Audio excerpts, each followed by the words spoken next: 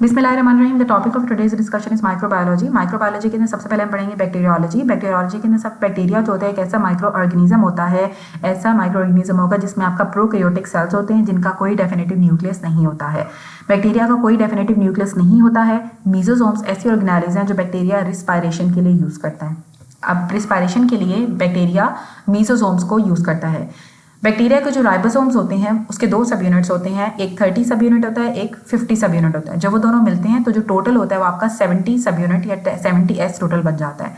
Bacteria आपके लिए beneficial भी होते हैं और डिजीज भी कॉज करते हैं। बैक्टीरिया बाइनरी फिशन के थ्रू या एसेक्सुअल रिप्रोडक्शन के थ्रू डिवाइड करते हैं।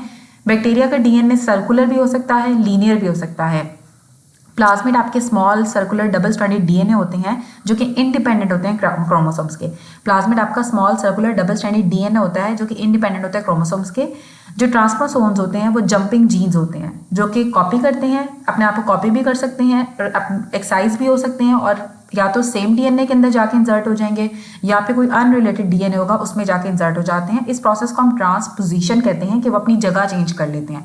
जंपिंग जीन्स है, अपनी जगह चेंज कर लेंगे, सेम डीएनए के अंदर भी अपनी जगह चेंज कर सकते हैं या फिर किसी डिफरेंट या अनरिलेटेड डीएनए के अंदर जाकर भी अपनी जगह चेंज कर सकते हैं, इसलिए हम इनको ट्रांसपोजिशन कहते हैं। और इसकी वजह से हमें multiple drug resistant plasmid develop हो जाते हैं। अब इसकी वजह से क्या होता है, multiple drug resistant plasmid develop हो जाते हैं। अब बैक्टीरिया जो डिवाइड करता है या बैक्टीरिया का जो ग्रोथ फेज होता है उसके 4 फेजेस होते हैं। सबसे पहले आता है लैग फेज, फिर लॉग फेज, फिर स्टेशनरी फेज और फिर डिक्लाइन या डेथ फेज। सबसे पहले आता है लैग फेज। लैग फेज में कोई ग्रोथ नहीं होती है बैक्टीरिया की। लॉग फेज के अंदर बैक्टीरिया की एक्सपोनेंशियल ग्रोथ होती है, रैपिडली इंक्रीज करता है बैक्टीरिया का नंबर और एंटीबायोटिक्स लॉग फेज के अंदर एक्ट करती हैं। जो स्टेशनरी फेज होता है इसमें सेल डिवीजन आपके सेल डेथ के इक्वल हो जाती है। डिक्लाइन और डेथ फेज के अंदर जो सेल डेथ होती है वो ज़्यादा हो जाती है as compare to cell division से। डिक्लाइन फेज है, डेथ फेज है, इसका मतलब है कि डेथ रेट ज़्यादा हो गया है। स्टेशनरी फेज में क्या है कि सब कुछ इक्वल है, स्टेशनरी हो गया है कि सेल डिवीजन और सेल डेथ इक्वल होगी। लॉग फेज के अंदर आपकी बैक्टीरिया की एक्सपोनेंशियल ग्रोथ होती है और लैग में क्या करता है, लैग करता है बैक्टीरिया, कोई ग्रोथ नहीं होती है। एंटीबायोटिक्स लॉग फेज के अंदर एक्ट करती हैं बैक्टीरियाज पे। अब हम पढ़ते हैं कि बैक्टीरिया अपना जेनेटिक मटेरियल किस तरह से ट्रांसफर करता है। ठीक है, ट्रांसफर जेनेटिक मटेरियल किस तरह से बैक्टीरियाज के दरमियान में ट्रांसफर होते हैं। इसके 3 प्रोसेस होते हैं, एक कॉन्जुगेशन होता है, एक ट्रांसडक्शन होती है, एक होती है ट्रांसफॉर्मेशन। नाउ सबसे पहले आता है कि जेनेटिक मटेरियल किस तरह से आपके बैक्टीरियाज के दरमियान में ट्रांसफर होता है। कॉन्जुगेशन, ट्रांसडक्शन और ट्रांसफॉर्मेशन। सबसे पहले पढ़ते हैं कॉन्जुगेशन। कॉन्जुगेशन के अंदर डायरेक्ट ट्रांसफर होता है आपके प्लाज्मिड डीएनए का 2 बैक्टीरियाज के दरमियान में और इसमें हम सेक्स पिलाई को यूज़ करते हैं। सेक्स पिलाई बैक्टीरिया यूज़ करता है और 2 बैक्टीरिया के दरमियान में आपका जो प्लाज्मिड डीएनए होता है उसका ट्रांसफर हो जाता है। इसमें सिर्फ और सिर्फ आपका जो प्लाज्मिड डीएनए है और जो ट्रांसपोसोम्स होते हैं, ठीक है, प्लाज्मिड डीएनए, इसमें सिर्फ प्लाज्मिड और जो आपके ट्रांसपोसोम्स होते हैं वो ट्रांसफर हो सकते हैं, लेकिन जो क्रोमोसोमल डीएनए होता है वो ट्रांसफर नहीं होता है कॉन्जुगेशन से। कॉन्जुगेशन के लिए फिजिकल कॉन्टैक्ट भी चाहिए होता है 2 बैक्टीरिया के दरमियान में। सिर्फ और सिर्फ प्लाज्मिड और ट्रांसपोसोम्स इससे ट्रांसफर होते हैं। डीएनए से रेजिस्टेंट होती है कॉन्जुगेशन। डीएनए बैक्टीरिया के अंदर ही होता है। ई कोलाई कॉन्जुगेशन से रिप्रोड्यूस करता है। अब कॉन्जुगेशन में डायरेक्ट ट्रांसफर होता है आपके प्लाज्मिड के डीएनए का 2 बैक्टीरियाज के दरमियान में सेक्स पिलाई को यूज करके। अब कॉन्जुगेशन के लिए फिजिकल कांटेक्ट चाहिए होता है 2 बैक्टीरिया के दरमियान में। कॉन्जुगेशन के लिए आपको फिजिकल कांटेक्ट चाहिए होता है 2 बैक्टीरिया के दरमियान में। सिर्फ प्लाज्मिड और ट्रांसपोसोम्स आपके कॉन्जुगेशन से ट्रांसमिट होते हैं। कॉन्जुगेशन रेजिस्टेंट होती है डीएनए से। डीएनए आपके बैक्टीरिया के अंदर ही होता है। ई कोलाई रिप्रोड्यूस करता है कॉन्जुगेशन से। कोई क्रोमोसोमल डीएनए ट्रांसफर नहीं होता है कॉन्जुगेशन से। अब आती है ट्रांसडक्शन। ट्रांसडक्शन के अंदर जो ट्रांसफर होगा डीएनए का एक बैक्टीरिया से दूसरे बैक्टीरिया में वायरस को यूज करके या फिर बैक्टीरियोफेज को यूज करके। ट्रांसडक्शन के अंदर या तो आप वायरस को यूज करते हो या बैक्टीरियोफेज को यूज करते हो, जिससे आपका एक बैक्टीरिया का डीएनए दूसरे बैक्टीरिया के अंदर ट्रांसफर हो जाता है। वायरसेस आपके होस्ट और रिसिपिएंट, डोनर और रिसिपिएंट दोनों ही बैक्टीरियाज को अफेक्ट करेगा, इन्फेक्ट कर देगा वायरस आपके डोनर को भी और रिसिपिएंट बैक्टीरिया को भी। ट्रांसडक्शन भी डीएनए से रेजिस्टेंट होती है। अब ट्रांसडक्शन 2 तरह की होती है। एक होती है जनरलाइज्ड, ठीक है, कि सारे के सारे जीन्स जो ट्रांसफर हो गए जिसे हम कहते हैं लाइटिक फेज, और दूसरी होती है स्पेशलाइज्ड। स्पेशलाइज्ड के अंदर आपकी लाइसोजेनिक फेज होता है। लाइसोजेनिक फेज के अंदर कोई स्पेसिफिक आपके जीन्स जो हैं वो ट्रांसफर होंगे।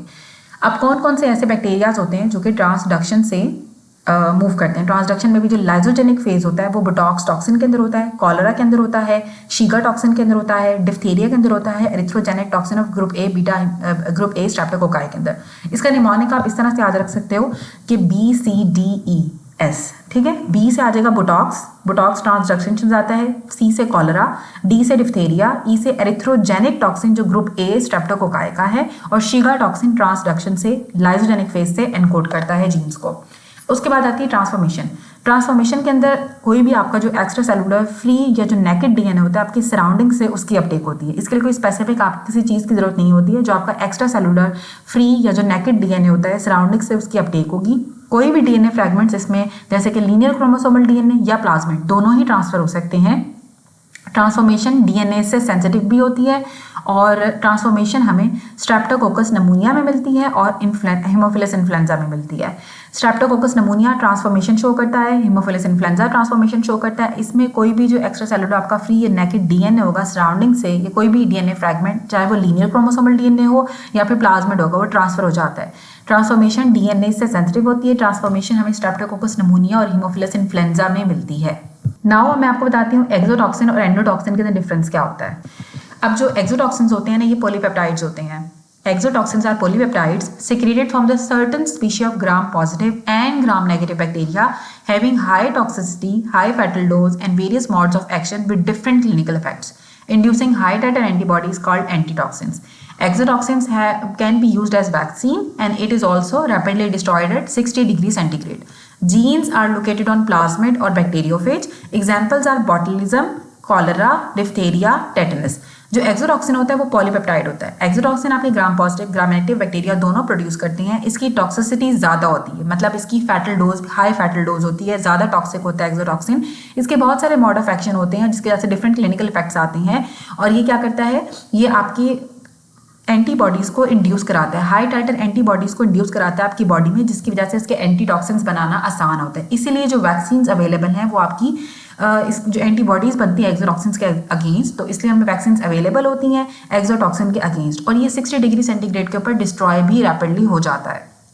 हाई टॉक्सिक होता है लेकिन इसको किल करना ईजी है, 60 डिग्री सेंटीग्रेड के ऊपर किल भी हो जाता है और इसके हमें वैक्सीन्स भी हमारे पास अवेलेबल हैं। इसके जीन्स या तो प्लाज्मिड पे होंगे या फिर बैक्टीरियोफेज पे होते हैं। एग्जाम्पल में आपका बॉटुलिज्म आता है, कॉलरा आता है, डिप्थेरिया आता है और टेटनस आता है।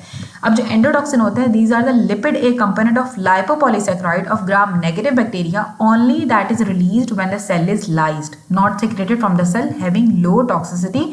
इंड्यूस करता है ट्यूमर नेक्रोटिक फैक्टर को, interleukin 1, interleukin 6, causing fever, shock and DIC, poor antigenicity, no toxide form or vaccine available, and it is stable at 100 degree centigrade for 1 hour. Genes are located on bacterial chromosomes. An example are meningococcal sepsis. सबसे पहले जो endotoxin होगा वो आपका lipid एक component होता है लाइपोपॉलीसैकेराइड का, ग्राम नेगेटिव बैक्टीरिया के ऊपर प्रेजेंट होगा। ठीक है, ग्राम नेगेटिव बैक्टीरिया एंडोटॉक्सिन प्रोड्यूस करते हैं, सिर्फ और सिर्फ gram negative, gram positive endotoxin produce नहीं करते हैं। और वो भी तब करेंगे, ये बेसिकली रिलीज करते हैं जब सेल टूटता है। सिक्रीट नहीं होता एंडोटॉक्सिन। एंडोटॉक्सिन आपका लिपिड ए कंपोनेंट होता है लाइपोपॉलीसैकेराइड का, जो कि ग्राम नेगेटिव बैक्टीरिया से सिक्रीट नहीं होगा, बल्कि जब सेल लाइसिस होगी, जब सेल टूटेगा तो फिर ये रिलीज हो जाता है।